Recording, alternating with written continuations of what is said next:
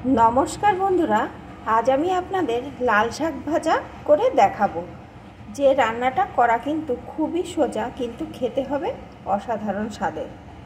एई रान्नार जन्य आमी एखाने 2 आटी लाल शाकके भालो करे बेचे धुए परिष्कार करे नियेछि। देखुन बंधुरा शाकगुलो किन्तु आमी एकटु बड़ो बड़ोई रेखेछि।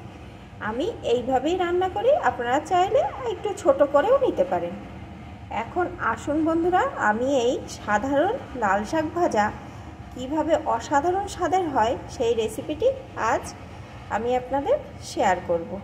প্লিজ বন্ধুরা দেখার শুরুতে একটা লাইক দিয়ে দেখতে থাকুন। এই লাল শাক ভাজার জন্য যে যে উপকরণগুলো আমার এখানে লাগছে সেগুলো আমি এখানে রেডি করে নিয়েছি একটা শুকনো লঙ্কা, কয়েকটা চেরা কাঁচা লঙ্কা। আমি আমার স্বাদ অনুযায়ী ঝালটা দিচ্ছি, আপনারা আপনাদের স্বাদ অনুযায়ী ঝালটা দিয়ে নেবেন, কারণ সবাই তো ঝাল সমান খান না।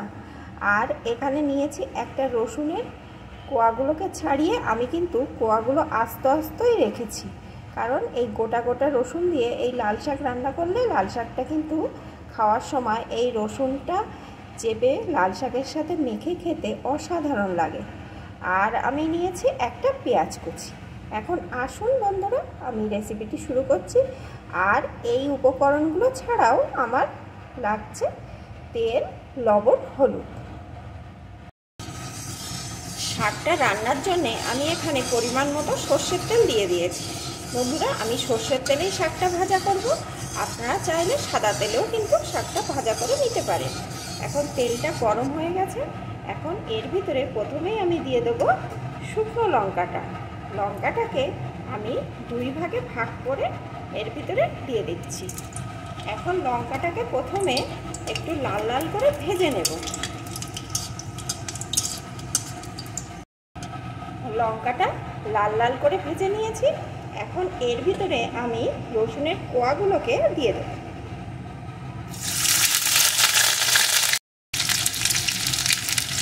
রসুনের কোয়াগুলো একটু ভেজে নেব।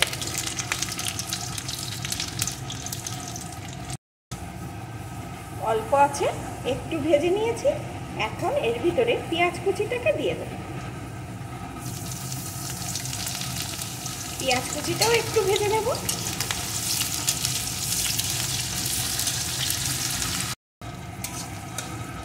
এখন চেরা কাঁচা লঙ্কাগুলোকে দিয়ে দেব।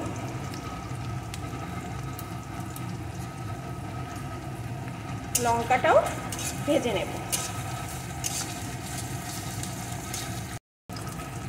লঙ্কাটাকে ভেজে নিয়েছি। দেখুন বন্ধুরা পেঁয়াজ রসুনটা কিন্তু খুব একেবারে লাল লাল করে ভাজিনি, কারণ শাক ভাজার সাথে সাথে এটা কিন্তু আরও ভাজা হয়ে যাবে। তাই এখন যদি বেশি করে ভাজি তাহলে কিন্তু পেঁয়াজ রসুনের স্বাদটা ভালো আসবে না শাকের সাথে। এখন এর ভিতরে শাকটাকে ঢেলে দেব।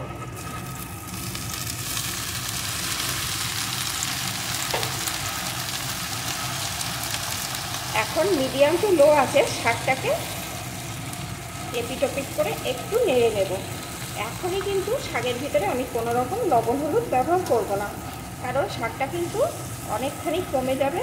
এখন দিলে অনেক সময় বেশি হয়ে যেতে পারে, তাই শাকটা একটু কমে যাক, তারপরে আমি লবণ হলুদটা দিয়ে নেব। দেখুন বন্ধুরা শাকটা রান্না করতে করতে কতখানি কমে গেছে, আর শাক দিয়ে কেমন জলও উঠে এসছে। এখন আমি এর ভিতরে দিয়ে দেব স্বাদ মতো লবণ,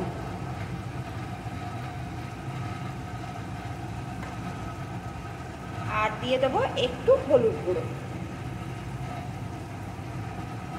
এখন মিডিয়াম টু লো আছে আমি এইভাবে নাড়িয়ে শাকটাকে রান্না করে নেব। তাহলে এই জলটা শুকিয়ে যাবে, শাকটা সম্পূর্ণ সিদ্ধ হয়ে যাবে, আর রান্নাটাও আমার হয়ে যাবে।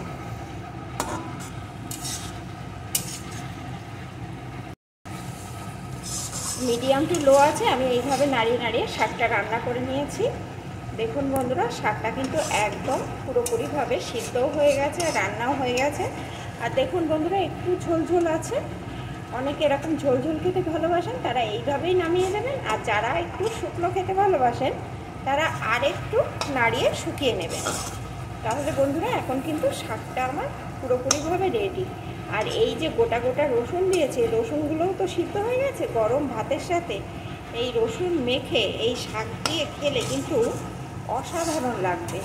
আর আমরা জানি লাল শাক খাওয়া কতটা উপকার। তাহলে বন্ধুরা, আমার এই লাল শাক ভাজা সাধারণ রেসিপি অসাধারণ স্বাদের কেমন হলো প্লিজ কমেন্ট করে জানাবেন। আর ভালো লাগলে অবশ্যই একটা লাইক করে দেবেন। এখন আমার শাকটা রেডি, আমি নামিয়ে নেব।